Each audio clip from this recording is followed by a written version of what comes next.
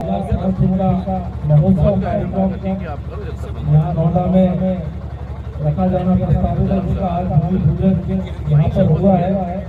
3 स्तंभ के बाद चौथा स्तंभ पत्रकार हैं, तो निश्चित रूप से उनको सम्मानित भी किया जाना चाहिए और उनको आगे बढ़ाने का काम भी करना। वैसे भैया जब से मंत्री बने हैं आपकी दूरी हो गई पत्रकारों से? नहीं, कोई दूरी नहीं है भाई, ये अपन को लग रहा है।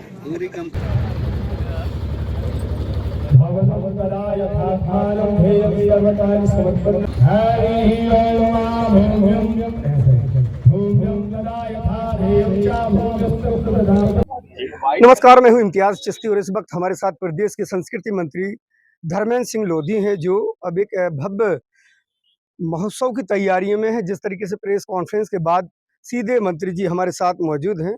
मंत्री जी, एक पूरे प्रदेश में सांस्कृतिक कार्यक्रम आपके ही निगरानी में होते रहे हैं। अब आपके विधानसभा क्षेत्र और गृह नगर में जिम्मेदारी बढ़ जाती है, क्या कुछ खास देने वाले हैं?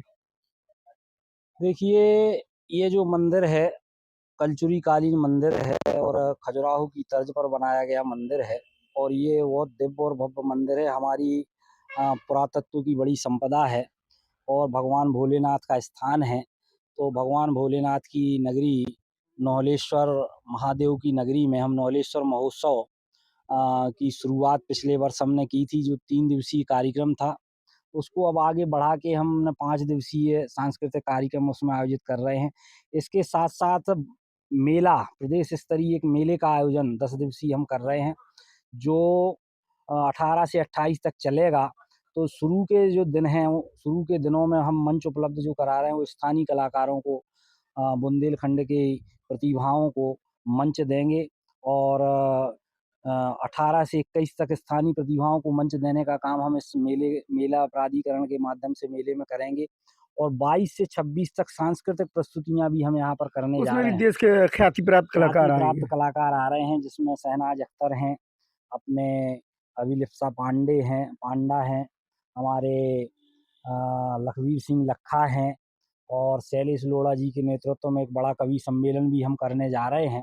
तो निश्चित रूप से ये कार्यक्रम बहुत दिव्य और भव्य होने वाला है। और भी सांस्कृतिक कार्यक्रम, कथक नृत्य हैं, कुचिपुड़ी नृत्य हैं, जो सांस्कृतिक कार्यक्रम है, जो अपनी संस्कृति को प्रकट करने वाले कार्यक्रम हैं, वो सारे कार्यक्रम आयोजन देखा गया है कि और भी मेले पर और महोत्सव देखे हैं, लेकिन इस बार आपने अपनी विधानसभा और पूरे क्षेत्र के लोगों के लिए एक हवाई यात्रा का भी बंदोबस्त किया है।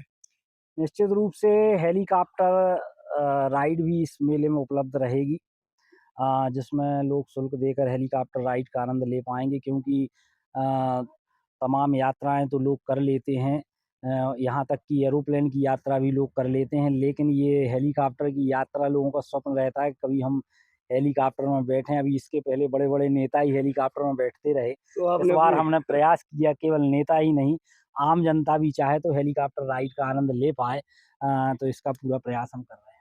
तो ये कि जो आपने जो अभी कहा है कि इसको कैलेंडर में भी दर्ज करवा दिया है संस्कृति विभाग की, तो क्या माना जाए कि हमारे दमों के लिए ये कितनी बड़ी सौगात है? इसको संस्कृति विभाग के कैलेंडर में दर्ज कराने से ये रहता है कि कभी-कभी ये होता है कि पहले महोत्सव शुरू हुआ, फिर कोई दूसरा आया तो बंद हो गया, फिर शुरू हो गया, फिर बंद हो गया। जब कैलेंडर में कोई चीज़ डल जाती है तो वो निरंतर चलती रहती है। मध्य प्रदेश शासन भी इसको कराती रहेगी? मध्य प्रदेश शासन हमेशा इसको करवाता रहेगा। तो ये बड़ी उपलब्धि हमने क्षेत्र को देने का काम किया है कि नौटा महोत्सव, नौलेश्वर महोत्सव के नाम से निरंतर होता रहेगा और ये अब रुकने वाला नहीं है। तो सुना आपने जिस तरीके से मंत्री जी ने कहा है कि अब यहाँ पर शायद सत्ता में कोई भी रहे, लेकिन दमोह में महोत्सव, नौटा महोत्सव होता रहेगा, क्योंकि मध्य प्रदेश संस्कृति विभाग के अब अंतर्गत ये कैलेंडर में भी स्थापित हो गया है। अपने सहयोगी लकी सादाब के साथ मैं इम्तियाज चिश्ती, दमोह।